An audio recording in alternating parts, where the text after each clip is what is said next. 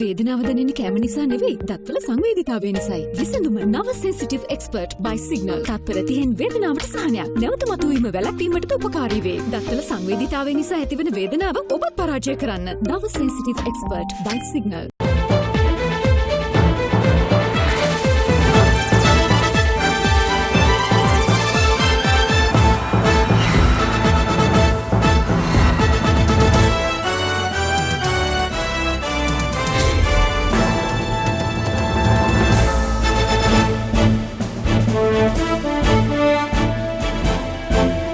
ආයුබෝවන් සුබ සන්ධ්‍යාවක්. සියලු සමීක්ෂණ වාර්තා නැවත නැවතත් තහවුරු කරන ලංකාවේ අංක 1 ප්‍රවෘත්ති ප්‍රකාශය. ඇත්තගියත් ඇත්ත කියන හිරු ප්‍රවෘත්ති සමගින් මම මහේෂ් සේනාරත්න. මම රෝෂිනී විජේසූරිය. මුලින් අවධානය දවස උණුසුම් කළ සිරස්තල වෙත.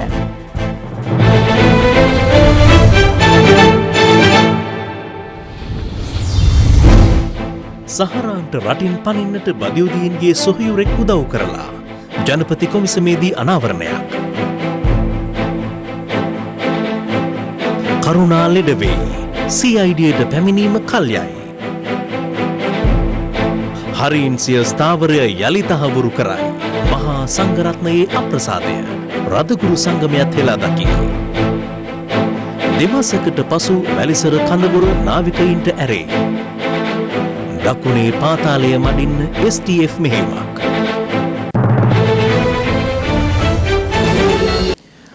පාස්කු ප්‍රහාරයේ ප්‍රධාන බෝම්බ කරුවෙකු සහරාන් හෂීම් වරෙන්තුවක් මත අත්අඩංගුවට ගැනීමට සොයමින් සිටින අවස්ථාවේ හිටපු අමාත්‍ය රිෂා බදුදීන්ගේ සොහොයුරු රිෆ්කාන් බදුදීන් විසින් සහරාන්ව බෝට්ටුවකින් ඉන්දියාවට පැති බව පාස්කු ප්‍රහාරය පිළිබඳ විමර්ශනය කරන ජනාධිපති කොමිසම හමුවේ අනාවරණ වුණා. එමෙන්ම සහරාන්ගේ අන්තවාදී සංවිධානය සමග රිෂාඩ් බදුදීන් හිටපු අමාත්‍යවරයාද සමීපව කටයුතු කළ බව එහිදී වැඩිදුරටත් හෙළවුණා. ඒ හිටපු බුද්ධි අංශ අධ්‍යක්ෂවරයෙකු කොමිසම හමුවේ සාක්ෂි ලබා දුන් අවස්ථාවේදී දවසේ පුවත කොමිසම හමුවේ ඊයේ සවස සිට මධ්‍යම රාත්‍රී ඉක්මවා යනතුරු සාක්ෂි ලබා දුන්නේ හිටපු බුද්ධි අංශ අධ්‍යක්ෂකවරයෙකු විසින්. මෙහිදී ඔහු බුද්ධි තොරතුරක් හඳුනා ගැනීම සම්බන්ධයෙන් දීර්ඝ පැහැදිලි කිරීමක් කොමිසම හමුවේ ඉදිරිපත් කළා.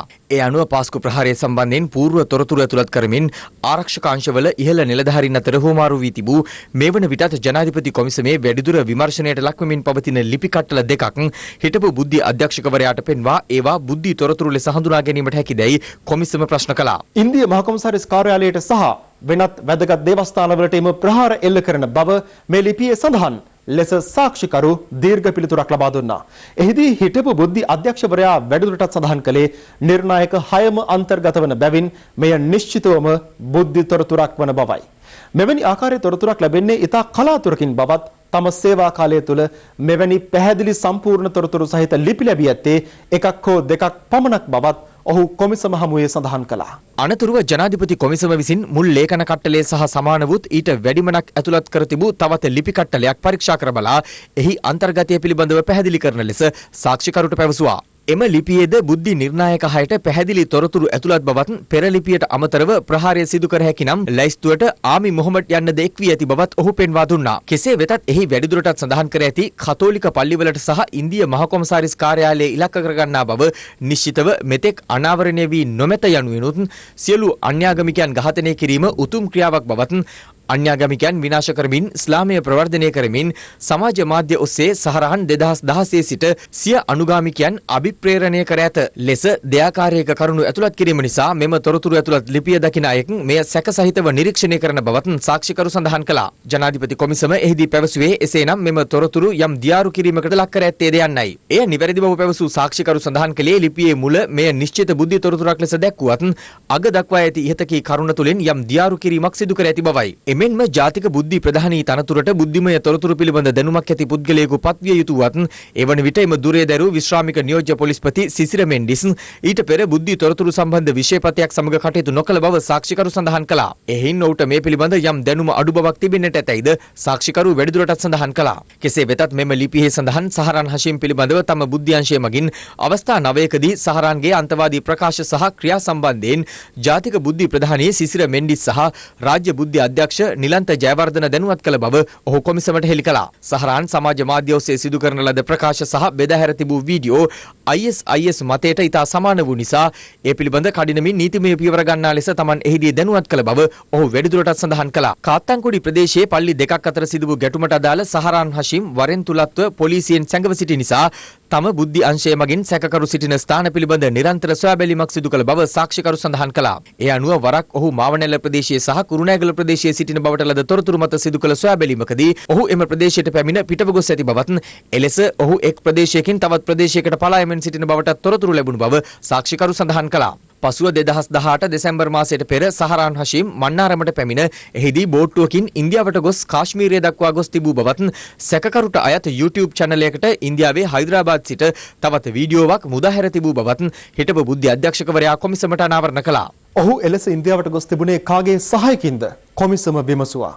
එවක ප්‍රබල අමාත්‍යවරයෙකු වූ රිෂාඩ් බදුදීන්ගේ සහෝදරයා වන රිෆ්කාන් බදුදීන් සහරාන් හෂීම්ට බෝට්ටුවෙන් ඉන්දියාවට යාමට සහාය වී ඇති බව ඔහු කොමිසමට සඳහන් කළා. එවන විටත් රිෂාඩ් බදුදීන් හිටපු අමාත්‍යවරයාගේ සහෝදරයා වන රිෆ්කාන් බදුදීන් නීති විරෝධී ද්‍රව්‍ය ප්‍රවාහනය කරන බවට නිල නොවන තොරතුරු පැවති බවද සාක්ෂිකරු වැඩිදුරටත් කොමිසමට සඳහන් කළා. එවන විටත් ජාතික ආරක්ෂාවට තර්ජනයක් වනසේ ප්‍රකාශ කරමින් සිටි සහරාන් වැන්නෙකුට රජයේ ප්‍රබල අමාත්‍යවරයෙකුගේ සහෝදරයා සිදු කළ මෙම සහාය පළ කිරීම පිළිබඳව ආරක්ෂක කවුන්සිලය දැනුවත් කළේ දැයි කොමිසම සාක්ෂිකරුගෙන් විමසුවා.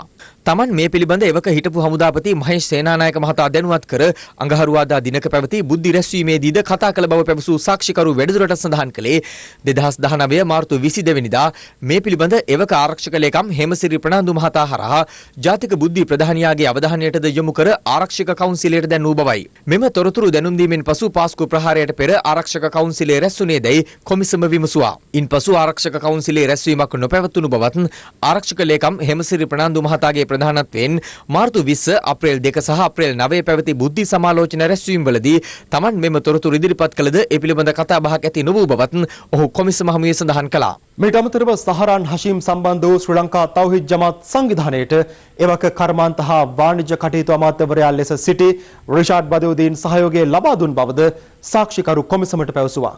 ඒ සම්බන්ධයෙන් 2017 වසරේදී Taman විසින් ජාතික බුද්ධි ප්‍රධානියාව දැනුම්වත් කළ බව ඔහු වැඩිදුරටත් කොමිසම හමුවේ සඳහන් කළා.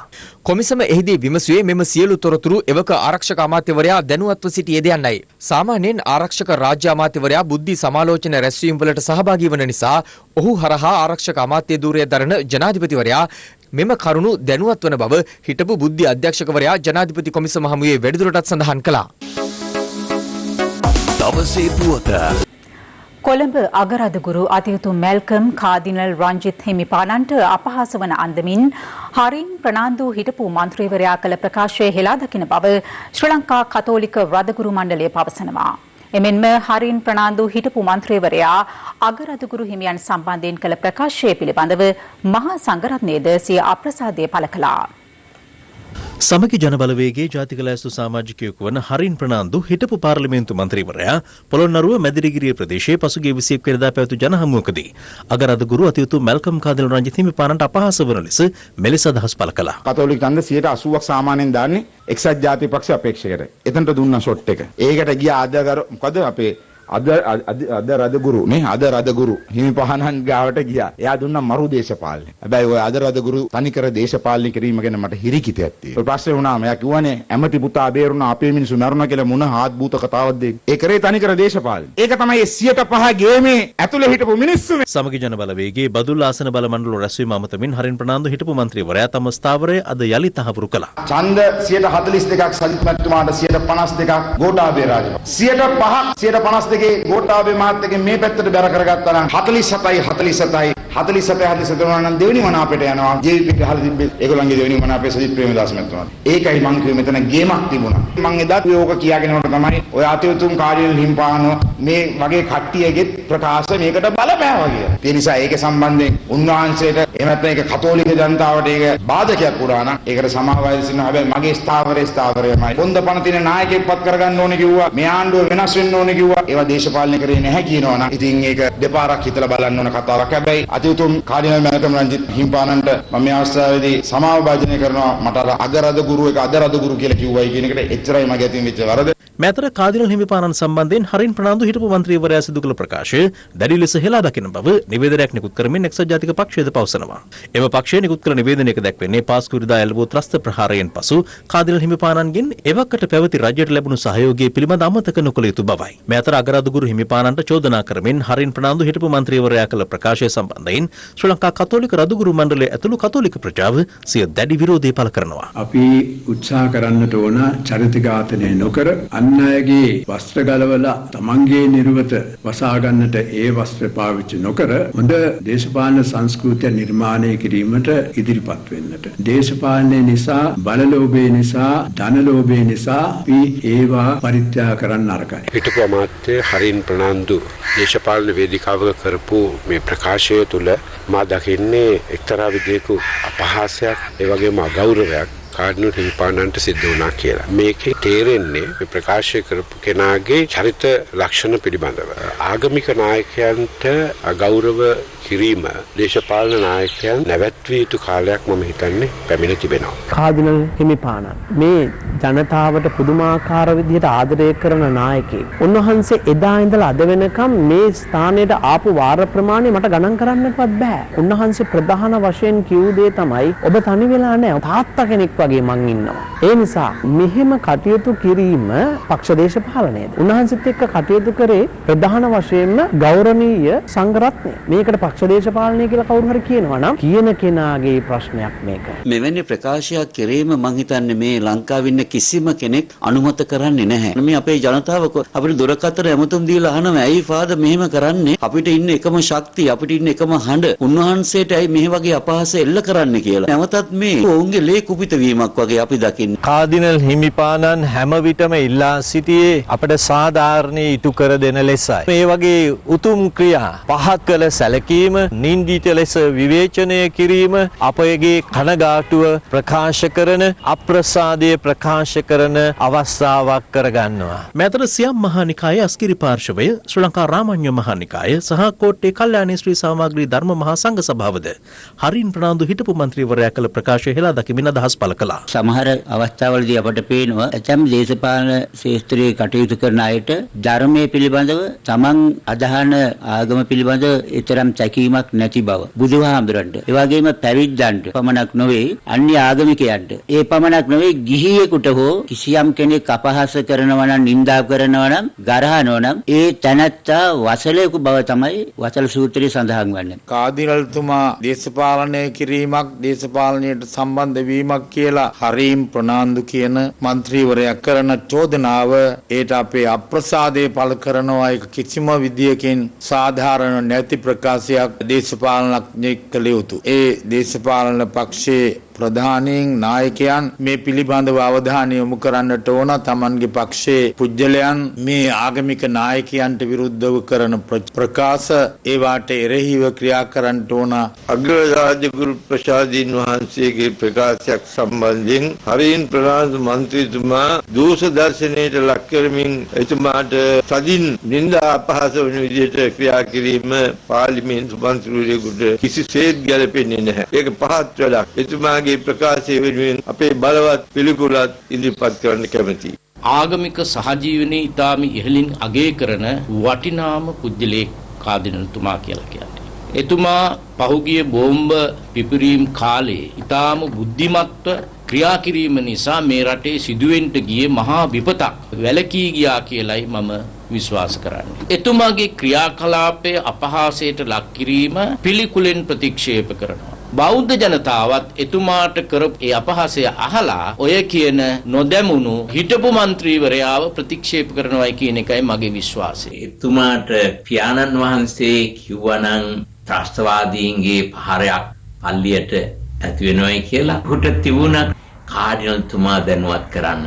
ඒ මුණාන මේ 300 ගානක් කොහෙද මරණ වෙච්ච අය නැති වෙන්න තිබුණා. කාඩිනල්තුමාට නම් අපහාස වෙන්නේ නැහැ. ඔබතුමා කරගත්ත මේ පව ජීවිතයට ඔබතුමාට බලපානවා. බුදුහාමුදුරුවෝ වසල සූත්‍රයේදීත් පැහැදිලි කරලා තියෙනවා නින්දා අපහාස කරොත් ඒ අය වසලය වෙනවා කියලා.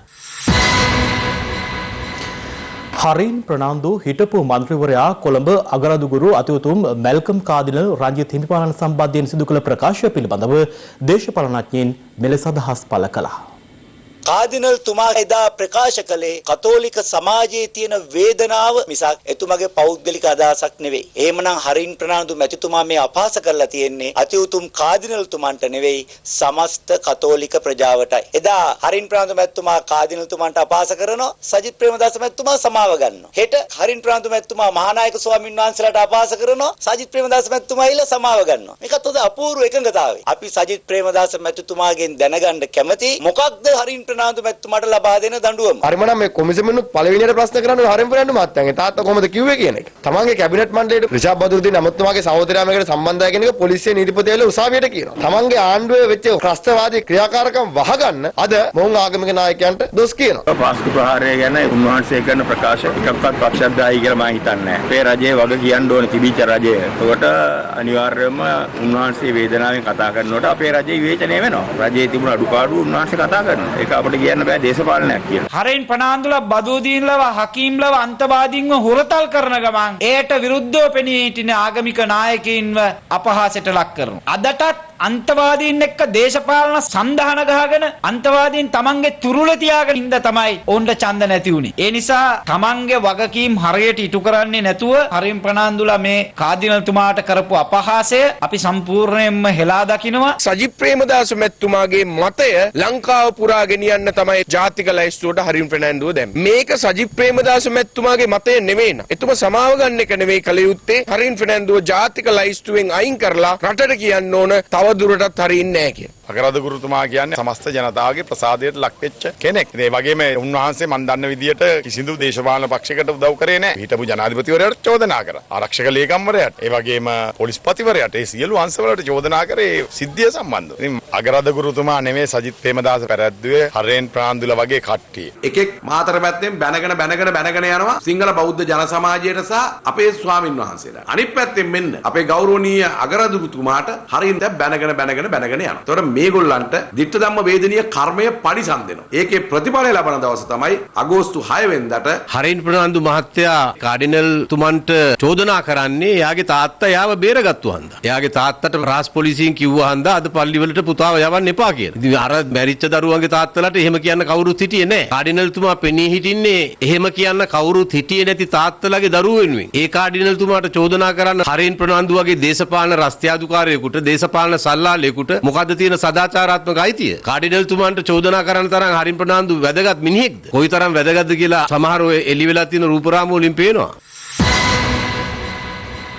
පාස්කු ඉරිදා බෝම්බ ප්‍රහාරය සම්බන්ධයෙන් හිටපු පාර්ලිමේන්තු මන්ත්‍රී හරින් ප්‍රනාන්දු අත්අඩංගුවට ගත යුතු බවත් අදාළ ප්‍රහාරයේ චෝදිතයාට හිමි දඬුවම හරින් ප්‍රනාන්දුට හිමි විය යුතු බවත් හිටපු පාර්ලිමේන්තු මන්ත්‍රී විජේදාස රාජපක්ෂ මහතා පවසනවා. හිරු ටීවී ඔස්සේ විකාශය වන සලකුණ දේශපාලන වැඩසටහනට එක්වෙමින් ඔහු සඳහන් කළේ ඒ සඳහා නීතිමය පදනමක් ඇති බවයි.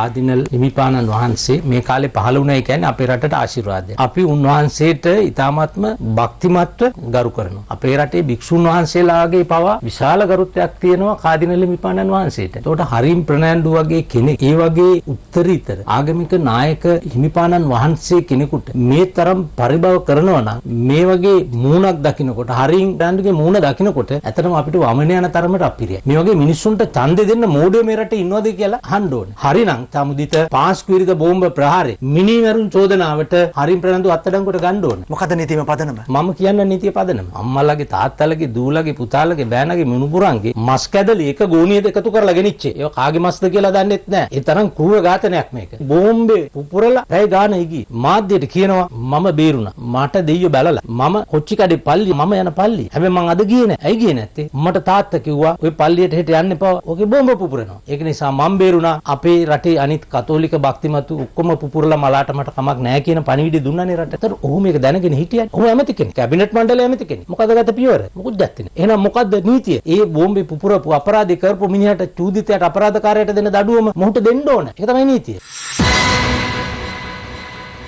තමන් අසනීප තත්වයෙන් පසුවන බැවින් සුව වූ වහාම ප්‍රකාශයක් ලබා දෙන බව විනයාගමූර්ති මුරලිදරන් හෙවත් කරුණා අම්මාන් සිය නීතිඥවරයා මාර්ගයෙන් අපරාධ පරීක්ෂණ දෙපාර්තමේන්තුව වෙත දන්වා තිබෙනවා. ඒ පසුගිය 17 වෙනිදා දේශපාලන රැස්වීමකදී ඔහු කරන ලද ප්‍රකාශයක් සම්බන්ධයෙන් අපරාධ පරීක්ෂණ දෙපාර්තමේන්තුව සිදු කරන විමර්ශනයකට අදාළවයි. පසුගිය ජූනි 17 වෙනිදා කරුණාම්මාන් මෙම ආందోලනාත්මක ප්‍රකාශය සිදු කළේ අම්පාර ප්‍රදේශයේ පැවති රැස්වීමකදී. கருணாம்மான் கொரோனாவோட கொடியவனாம் அது உண்மை அவன் சொன்னேன். கொரோனா வந்து 9,000 செத்துருக்கி நாங்க ஒரு இரவுலயா இரவுல 2,000-3,000 ஆமிய கொண்டாங்க சதியா சொல்லி ஏன் பரவாயில்ல அதே மாதிரி கிளியில் வச்சு 3,000 அவனுக்கு தெரியாது. මෙම ප්‍රකාශය සම්බන්ධයෙන් වහම පරීක්ෂණයක් ආරම්භ කරන ලෙස වැඩබලන පොලිස්පතිවරයා අපරාධ පරීක්ෂණ දෙපාර්තමේන්තුවට ඊයේ නියෝග කළා. ඒ අනුව ප්‍රකාශයක් ලබා ගැනීම සඳහා අපරාධ පරීක්ෂණ දෙපාර්තමේන්තුව හමුවේ පෙනී සිටින ලෙස විනාග මූර්ති මුරලිදරන් හෙවත් කරුණා අම්මාන්ට දැනුම් දී ඇති බවයි පොලිස් මාධ්‍ය ප්‍රකාශක ජ්‍යෙෂ්ඨ පොලිස් අධිකාරී ජාලිය සේනරත්න මහතා පැවසුවේ.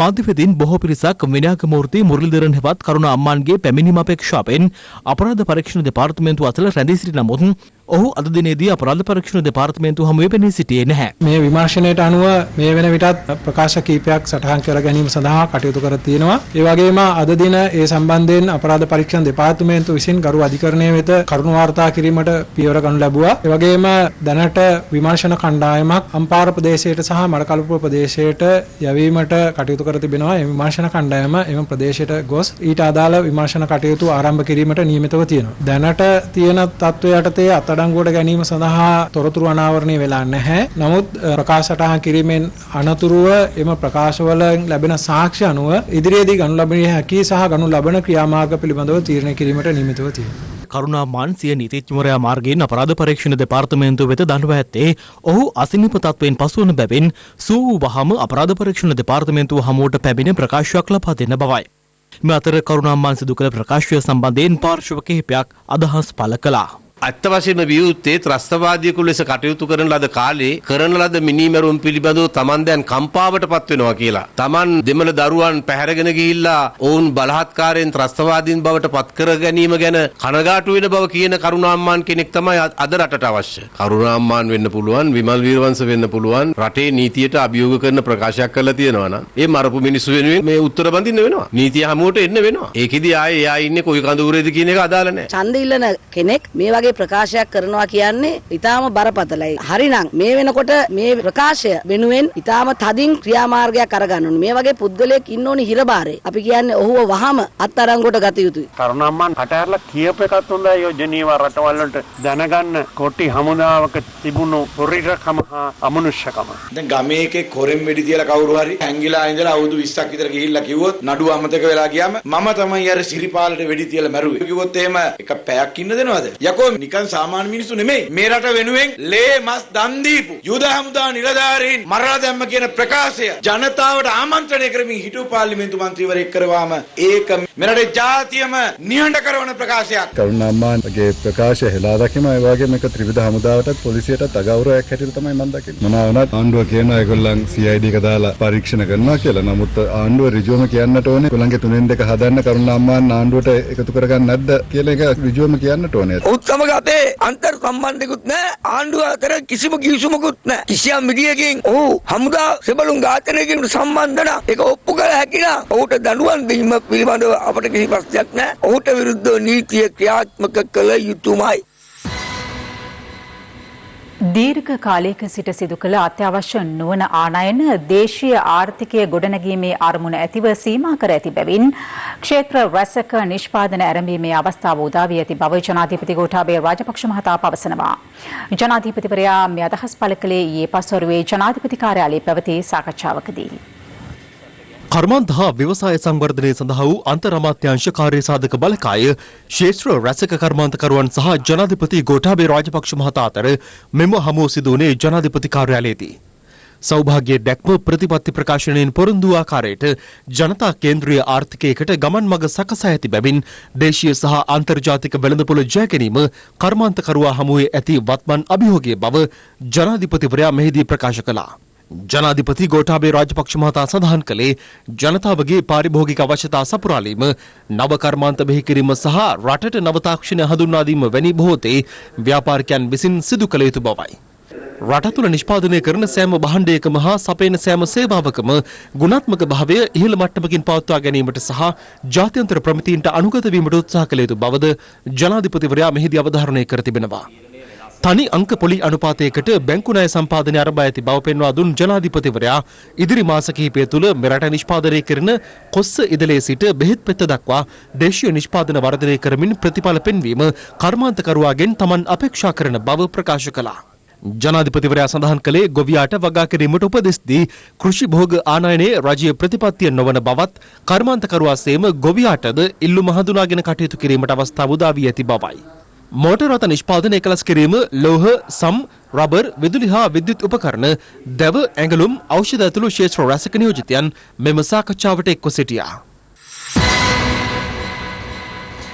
හරින් ප්‍රනාන්දු හිටපු මන්ත්‍රීවරයා අගරදුගුරු හිමිපාලන්ට කළ අපහාසය පිළිගැනීමට පවා සමගී ජනබලවේගයේ නායකයා අසමත් වී ඇතැයි අග්‍රාමාත්‍ය මහින්ද රාජපක්ෂ මහතා පවසනවා. ඔහු මේ බව සඳහන් කළේ පොල්ගහවෙලදී අද පැවති ජනහමුවකට එක් වෙමින්.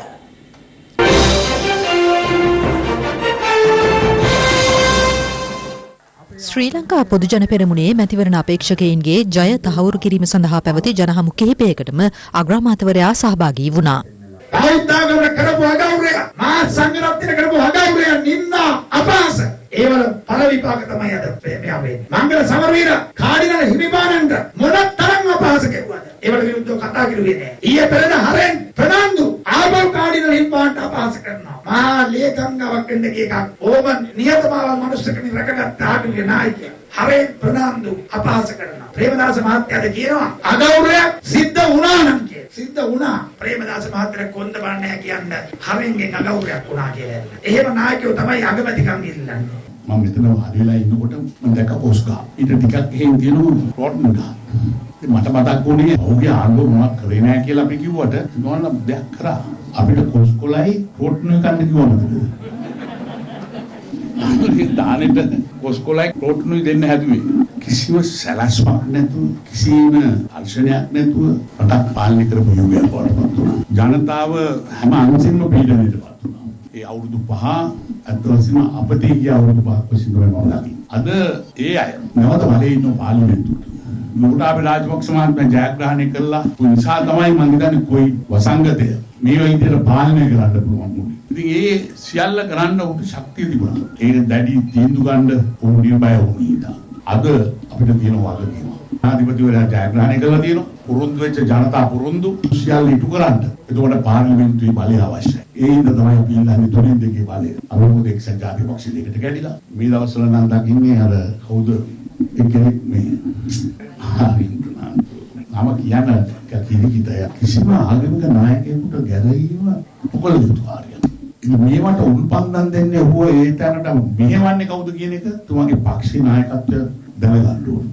අන්තරාසයි. උදේට කියනවා මේකෙන් අපහාසයක් වුණා නම් ඒ කියන්නේ පක්ෂ නායකයාට හිතෙන්නේ නැහැ ඒක අපහාසයක් කියලා. ඒ වගේ ප්‍රකාශ පිළිකුලින් බෑ. රජය විසින් ලබා දෙන බවට පොරොන්දු 4%ක පොලියක් සහිත ණය මුදල ලබාගත් කිසිවකු මෙතෙක් Tamanට හමු නොවූ බව සමගී ජනබලවේගයේ නායක සජිත් ප්‍රේමදාස මහතා පවසනවා. ඔහු මේ බව සඳහන් කළේ බොරැල්ල ප්‍රදේශයේ පැවති ජනහමුවකට එක්වෙමින්. සමගි ජනබලවේගයේ නායක සජිත් ප්‍රේමදාස මහතා එක් වූ ජනහමු කිහිපයක් බොරැල්ල සහ දෙමටගොඩ ප්‍රදේශවලදී ඊයේ පැවැත්වුණා. එදා මම නායකයෙක් නොවේ. අද මම සමගි ජනබලවේගයේ නායකයා හැටියට කටයුතු කරනවා. මම රණසිංහ ප්‍රේමදාසගේ පුතා හැටියට වගකීමෙන් ප්‍රකාශ කරනවා. තමුන්නාන්සලා මේ සිටින දුෂ්කර නිවාස වෙනුවට අනිවාර්යෙන්ම අපේ රජයක් තුලින් ශක්ති සම්පන්න ඉඩකඩ තිබෙන මහල් නිවාස යෝජනා ක්‍රමයක් මේ බල ප්‍රදේශයට ලබා දෙනවාමයි කියන එක බොරුවට කිව්වා. ලීසින් වාඩික නතර කරනවායි කියලා. ඇඳිරි නීතිය අවසන් වුණු විගසම සීස් කරන ඇත්තෝ ටික ආවා වාහන ටික උස්සන් යන්න. දින 15ක් විතරක් සැමන් පරිප්පු මිල පාලනය කරා. එතනින් පසුව ඒ දේ අතහැරියා මේ ආණ්ඩුව. මං අහන්න කැමතියි තමුන්නාන්සලාගෙන් රජය කිව්වා කොවිඩ් ආසාදනයෙන් විපතටපත් වුණු ජනතාවන ඔබලට 104 පොලියට ණය සහන ලබා දෙනවයි කියලා. ණය සහනයක් ලබා දුන්නද? මහ පොළොවේ එක්කෙනෙකුටවත් ලැබිලා නැහැ. ඔබතුමාලෙන් බලාපොරොත්තු වෙන්නේ මම හොඳ නැත්තම් මාව පරාජය කරන්න. මම මේ ඉතාමත් ආදරෙන් ඉල්ලා හිටින්. සුජීව සේනසිංහ හොඳ නැත්තම් මේක තමයි හොඳම අවස්ථාව. අගෝස්තු 5 වෙනිදා දෙන්න ෂොට් එක. දීලා ගෙදර අරින්න. මොකද බැඳලත් නැහැ, ගෑල්ල මේ කස්තර කරන වෙලාවකුත් නැහැ. මේ තාමත් මලක් කඩන්න පුළුවන් වෙලාවක් අද මේ දවසේ. මොහොතයි නිදගත්තා නම් සමෘද්ධි මාත්‍යා නේද? ෂොට් එකක් තුනක් දාලා හොඳ අතක් අල්ලගෙන ඉන්න පුළුවන් වෙලාවක් මම මේ උදේ ඉඳන් රැස්වීම ගන්න. මේ අතර පිළියන්දල වෑතර දිස්ත්‍රික් රෝහලේදී අද පෙරවරුවේ සූදානම් කර තිබූ වෛද්‍ය උපකරණ ලබා දීමේ උත්සවයක් නවතා දැමීමට පොලිසිය පියවර ගත්තා. සජිත් ප්‍රේමදාස මහතාගේ මෙහෙයවීම යටතේ මෙම වෛද්‍ය උපකරණ ලබා දීම සංවිධානය කර තිබූ අතර ඊට හිටපු අමාත්‍ය පී දයාරත්න, හිටපු පළාත් සභා මන්ත්‍රී ලක්ෂ්මන් අබේගුණරත්න යන මහතුරුන් ඇතුළු පිරිසක් එක්ව සිටියා. කෙසේ වෙතත් මැතිවරණ කොමිසමේ නියෝගයකට අනුව එම ස්ථානයට පැමිණි පොලිසිය අදාළ භාණ්ඩ බෙදා දීම අපේක්ෂකයන් නොමැතිව සිදු කිරීමට අවසර ලබා දුන්නද සංවිධායකයින් ඊට කැමැත්ත පළ කළේ නැහැ. අම්මන්ට කියන පුළුවන් මම තුන්දා කම්දාවේ මැරුවා කියලා. අපිට මේ ECG ටෙස්ටින් හතර ස්පිරිතාල දෙන්න බෑ. මෙතන ආන්ද ලකුණක් ප්‍රදර්ශනය කරලා.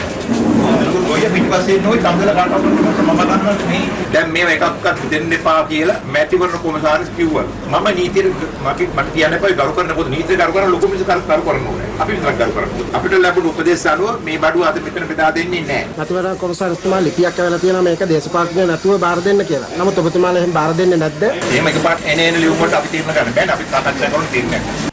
අනතුරුව ඔවුන් බෙදා දීමට ගෙන භාණ්ඩ නැවත රැගෙන ගියේ මේ ආකාරයෙන්.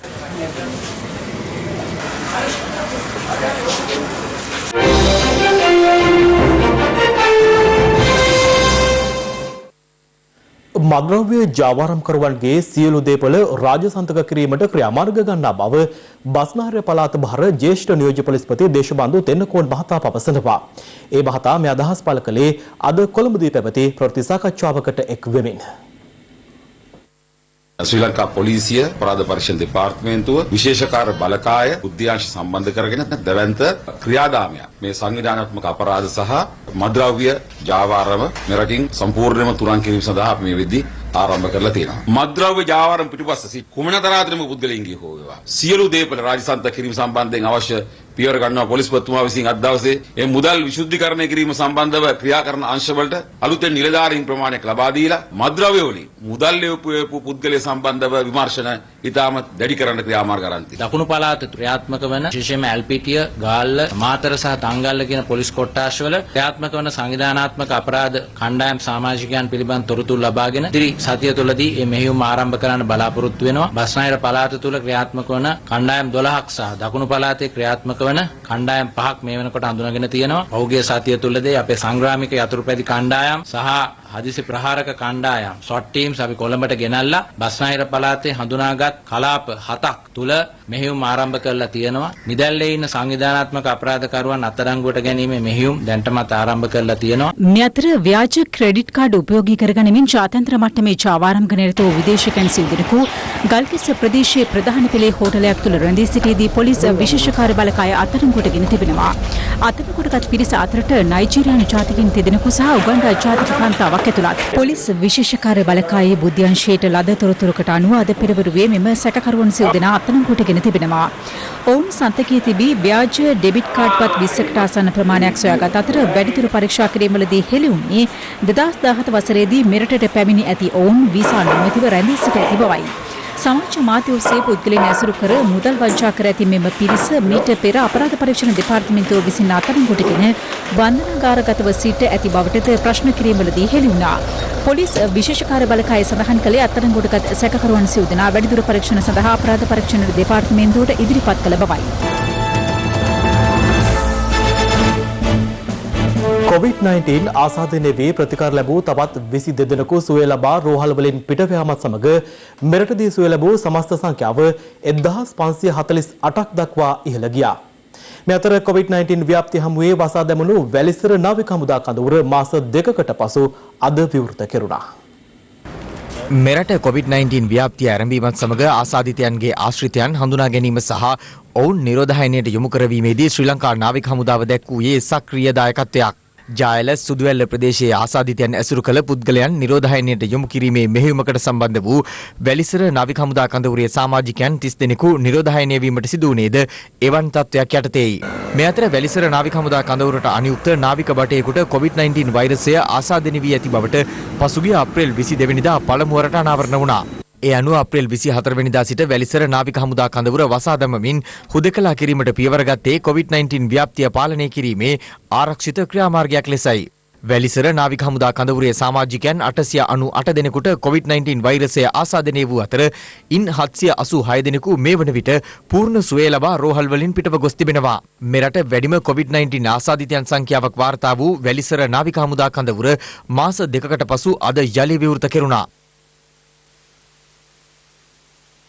අධීර කිහිපයක් යටතේ ඉතාමත් ක්‍රමානුකූලව මෙම කඳවුර නැවත විවෘත කිරීමට නායක හමුදාව විසින් කටයුතු කරනවා. පළමු පියවර වශයෙන් අද දින අත්‍යවශ්‍ය සේවා සහ රාජකාරී ආරම්භ කිරීමට නායක හමුදාපතිතුමා උපදෙස් ලබා දුන්නු ලැබුවා. අපි බලාපොරොත්තු වෙනවා ඉදිරි දින කිහිපය ඇතුළත මෙම කඳවුර සම්පූර්ණයෙන්ම විවෘත කොට එහි රාජකාරීන් සාමාන්‍ය මට්ටමට ගෙන ඒමට මේ වන විට මෙරටින් වාර්තා වී ඇති COVID-19 ආසාදිතයන් සංඛ්‍යාව 1951ක් වන අතර පූර්ණ සුවය ලබා රෝහල් වලින් පිටව ගිය සංඛ්‍යාව 1548 දක්වා ඉහළ ගියා. මේ අතර COVID-19 ගෝලීය වසංගත තත්ත්වයේ හේතුවෙන් මෙරටට පැමිණීමට නොහැකිව ඇමරිකාවේ රැඳී සිටි තවත් ශ්‍රී ලාංකිකයන් 217 දෙනෙකු එමිරේට්ස් සමාගමට ඇති යානයකින් අද අලුයම දිවයිනට පැමිණි අතර ඔවුන් ගුවන්තොටුපළ පරිශ්‍රයේදීම PCR පරීක්ෂණ සඳහා යොමු කෙරුණා.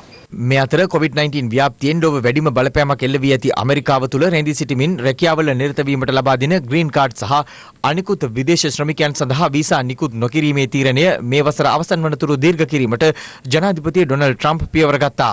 මේ අතර COVID-19 ව්‍යාප්තිය පාලනය කිරීමේ පියවරක් ලෙස මේ වසරේ විදේශ වන්දනාකරුවන්ට හජ් වන්දනාව සඳහා අවසර ලබා නොදීමට සෞදි අරාබිය තීරණය කර තිබෙනවා.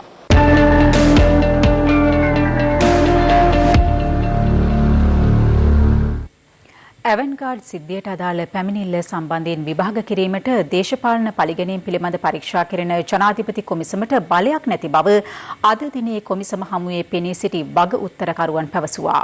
කෙසේ වෙතත් කොමිසම සඳහන් කළේ වග උත්තරකරුවන් නොමැතිවත් කොමිසමේ කටයුතු අඛණ්ඩව සිදු කරන බවයි. ඇවන්ගාඩ් පැමිණිල්ල සම්බන්ධයෙන් සාක්ෂි විමසීම සඳහා වග උත්තරකරුවන් ලෙස හිටපු අමාත්‍ය රාජිත සේනාරත්න, ජනතා විමුක්ති පෙරමුණේ නායක හිටපු පාර්ලිමේන්තු මන්ත්‍රී අනුකුමාර දිසානායක, හිටපු අමාත්‍ය අර්ජුන රණතුංග යන අය මීට පෙර කොමිසම හමුවට කැඳවා තිබුණත් ඔවුන් එහි පෙනී සිටියේ නැහැ. ඒ අනුව කොමිසම හමුවේ පෙනී සිටින ලෙස ඔවුන් පසුගිය 17 වෙනි දින අවසන් වරට ඔවුන්ට නොතිසි නිකුත් කළා. ඒ අනුව අද ඔවුන් පළමු වරට කොමිසම හමුවේ පෙනී සිටියා. සාක්ෂි විමසීම ආරම්භයේදී වග උත්තරකරුවන් සාක්ෂි ලබා දීම ප්‍රතික්ෂේප කරමින් විත්ති කුඩුවට පිවිසීම ප්‍රතික්ෂේප කළ අතර එහිදී කොමිසම සහ වග උත්තරකරුවන් අතර උණුසුම් වචන හුවමාරුවක්ද සිදු වුණා. වග උත්තරකරුවන් එහිදී කියා සිටියේ දේශපාලන පරිගැනීම් පිළිබඳ පරීක්ෂා කරන ජනාධිපති කොමිසමට ඇවන්ගාඩ් පැමිණිල්ල සම්බන්ධයෙන් විමර්ශනය කිරීමට බලයක් නොමැති බවයි. කොමිසම පවසා සිටියේ වග උත්තරකරුවන්ට සාක්ෂි ලබා දීම සඳහා බල කිරීමක් නැති බවත් කැමැති අය පමණක් ප්‍රකාශ ලබා දී හැකි බවයි. කොමිසම ඒකාධිපතිත්වයක් නොගන්නා අතර ස්වාධීනව පරීක්ෂණ කටයුතු කරගෙන යන බව දෙහිදී පැහැදිලි කෙරුණා. මේ අතර සිය දෙපාර්තමේන්තුවේ නිලධාරීන්ට නොතීසි හෝ සිතාසි නිකුත් කිරීමේ කිසිදු නෛතික බලයක් දේශපාලන පරිගැනීම් පිළිබඳ විමර්ශනය කරන ජනාධිපති කොමිසමට නැතයි නීතිපති දප්පුලු දලිවේරා මහතා ඊයේම කොමිසමට ලිඛිතව දැනුම් දී තිබුණා. අද දිනේ නීතිපති දෙපාර්තමේන්තුව වෙනුවෙන් පෙනී සිටි අතිරේක සොලිසිටර් ජෙනරාල් ජනාධිපති නීතිඥ රොහන්ත අබේසූරිය මහතා කොමිසමෙන් විමසා සිටියේ නීතිපතිවරයා ඊයේ දින කොමිසමට ඉදිරිපත් කළ ලිපිය සම්බන්ධයෙන් කොමිසම නියෝගයක් ලබා දෙනවා යන්නයි. නීතිපති දෙපාර්තමේන්තුවට නියෝග නිකුත් කිරීම සඳහා කොමිසමට බලයක් නොමැති බව එහිදී කියා සිටි අතර දෙපාර්ශ්වයම සහයෝගයෙන් වැඩ කටයුතු කළ යුතු බවද වැඩිදුරටත් සඳහන් කෙරුණා. නීතිපති දෙපාර්තමේන්තුව වෙනුවෙන් ජනාධිපති නීතිඥ රොහන්ත අබේසූරිය මහතාට අමතරව තවත් නීතිඥවරයෙක් කොමිසමට පැමිණ සිටි අතර කොමිසම තරයේ ඔහුට අවවාද කර සිටියා. කොමිසම පවසා සිටියේ නීතිපති දෙපාර්තමේන්තුවට ද්විත්ව චරිත කොමිසම හමුවේ රංගපෑමට නොහැකි බවත් නීතිපති දෙපාර්තමේන්තුව නම් කරන ලද ප්‍රධානියෙක් යටතේ පමණක් කොමිසමට සහයෝගය දැක්විය යුතු බවයි. මේතර ඇවන්ගාඩ් සමාගමේ සභාපති නිශංක සේනාධිපති මහතා අද පස්වරුවේ ප්‍රවෘත්ති සාකච්ඡාවක් කැඳවා තිබුණා. මේ ජනාධිපති කොමිසමට නීතිපති දෙපාර්තමේන්තුවේ නිලධාරීන් දෙන්නෙක් වොලන්ටියර් ඇවිල්ලා හිටිය දවස් පහ. ඇයි ඒකට ආවේ කියලා නම් මම දන්නේ නැහැ. ඒක නීති අනුකූල නැත්තම්. කොන්දක් පණ තියෙන නම් ඔබ කාට හරි චෝදනා කරොත් මම දැන් මේලා කියනවා එනං රාජ්‍යත සේනාරත්නට මහත්මයාටයි චම්පි ගරණවක මහත්මයාටයි අර්ජුන රණතුංග මහත්මයාටයි අනුර කුමාර ඇතුළු 6 දෙනාම JVPK නඩේටයි සරත් පොන්සේක මහත්තයාටයි ඕන්න සරත් විජේසූරිය මහත්තයාටයි ඔක්කොම එකට එන්නකෝ විනාඩි 5යි මට ඕනේ ඒගොල්ලන්ගේ රෙදි ගලවලා ගෙදර අරින්න. දැන් රටවටා හිරු. රටවටා හිරු. කොත්මලේ හෙල්බඩ වතියායේදී කොටි දේනුවක සහ පැටබකු මන්දක හසු ඇති අතර වනජීවී නිලධාරීන් තමයි සත්තුන් බේරා ගැනීමට කටයුතු කළත් ඒ වගේට කොටි දේනුව නියුකු සිටියා. එසේ වෙතත් තුවාල ලබා සිටි කොටි පැටවා ප්‍රතිකාර සඳහා රැගෙන ගියා. බදුල්ල ප්‍රදේශයේ පෙරහැරක ස්වරූපයෙන් අපේක්ෂකයෙකු නොමැතිව චන්දනී සම්බන්ධව පොලිසියට ලද තොරතුරකට අනුව ජීප් රථය එම ස්ථාන ඉවත් කිරීමට බදුල්ල පොලිසිය කටයුතු කළා.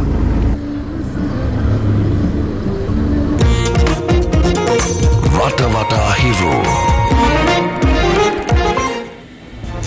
මේ සූදානම සමුගෙන යන්නට පැත්තක් නොගත් ඇත්ත දැනගැනීමේ අයිතිය තවදුරටත් තහවුරු කරගන්න පොඩි චන්ද්‍රමුතුර ප්‍රචාරය අනුවතිරේ විසින් පරිදි කිරුපෝට් SMS සේවාව සක්‍රිය කරගන්න. අපි යලි හමුවන්නේ අද රාත්‍රියේ 9:55. ආයුබෝවන්